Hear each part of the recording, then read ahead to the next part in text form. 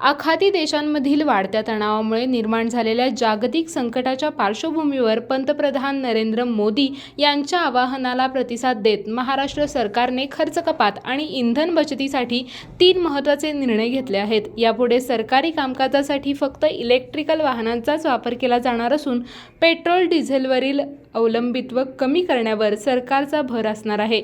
तसेच 12 मे 2026 पासून सर्व प्रशासकीय बैठका ऑनलाईन पद्धतीने घेण्याचा निर्णय घेण्यात आला आहे. यामुळे प्रवास खर्च, इंधन वापर आणि वेळेची बचत होणार आहे. दरम्यान फ्रान्समध्ये होणाऱ्या प्रतिष्ठित कॅनस फिल्म फेस्टिवलसाठी महाराष्ट्र सरकार कोणतेही अधिकृत शिष्टमंडळ पाठवणार नाही. परकीय चलनाची बचत आणि अनावश्यक खर्च टाळण्यासाठी सांस्कृतिक कार्य मंत्री आशिष शेलार यांनी हा दौरा रद्द करण्याचा निर्णय घेतला आहे. ऊर्जा बचत, आर्थिक शिस्त आणि पर्यावरणपूरक प्रशासनाला चालना देण्याचा सरकारचा प्रयत्न या निर्णयांतून दिसून येत आहे.